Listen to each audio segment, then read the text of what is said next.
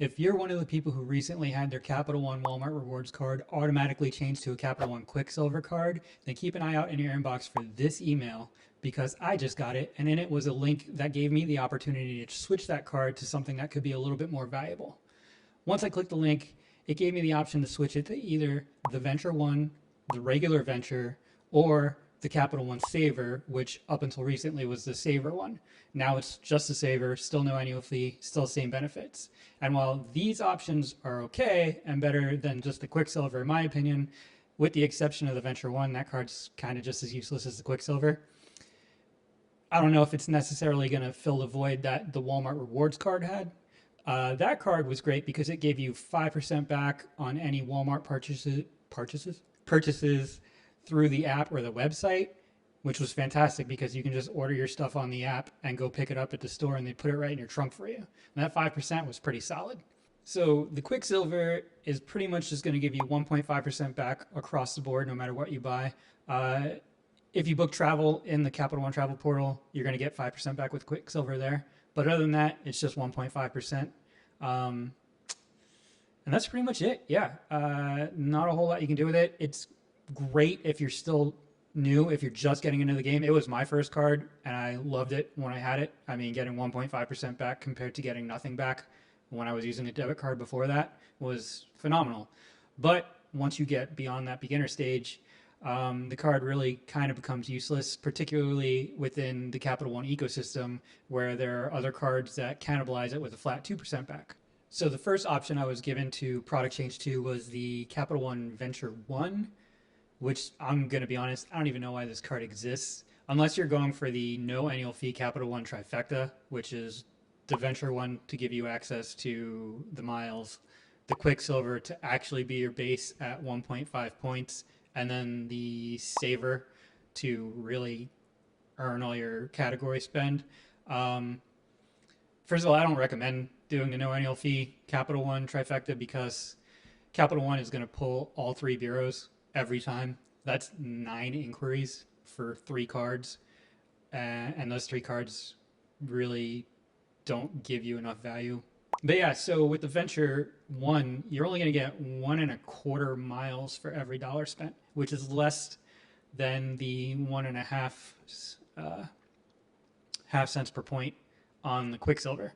Um, Again, like I said, it gives you access to the travel portal, but that card's really kind of a dud.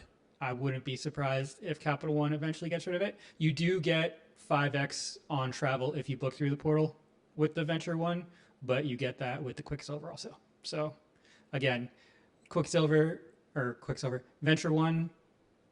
I said the Quicksilver is good for like a starter card. I wouldn't even say that for the Venture One. I just ignore it, pretend it's not there.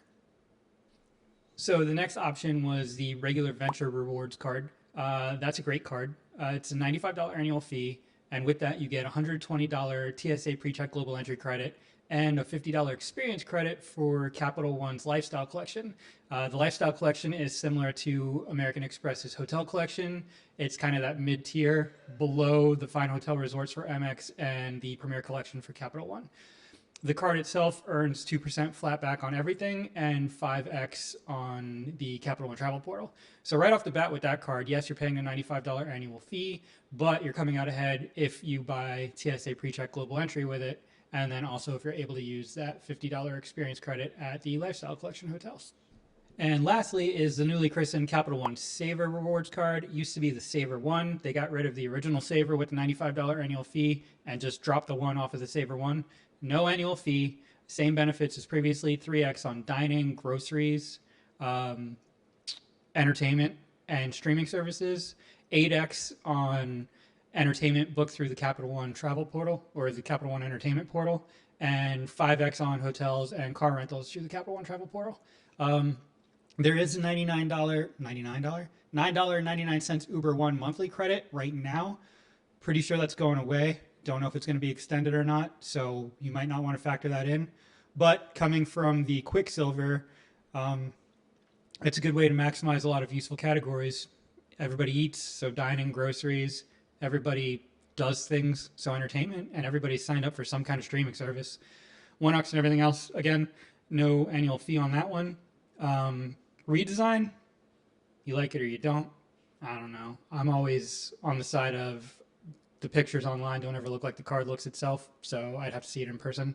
But yeah, so that was my last option. Of the three cards that I was given, I'm not going to switch because I've already got a Venture X. I've already got a Savor. I'm not going to get the regular Venture and pay another annual fee because I've already got TSA pre-check and global entry through a number of other cards. So yeah, for me personally, I'm just gonna leave it as a Quicksilver, and it'll just sit there. And maybe one day Capital One will eventually just close it. I don't know. But if you don't have any of those other cards, it might be really useful to you. So make sure you check your email, see if you've got this offer, see what upgrades you could potentially make, and hopefully, it'll work out in your favor. And yeah, that's about it. So it's been 2 months since I've made a video. Obviously, haven't got this far. You've seen that I'm kind of rusty at it, but life's getting back to normal now, so maybe I can start pumping them out again. Shout out to Spencer Johnson, who I did a small collab with recently, and I gained like 10 subscribers just from that. So Spencer, you're awesome. You've always been awesome. It was great meeting you at the creator meetup. I wish we got to spend more time together. I think we only got to talk for like 5 minutes, but we'll change that in the future. All right, guys. Thanks again. As always, I hope you enjoyed it. Check out one of these videos and come back again. Love you guys. God bless.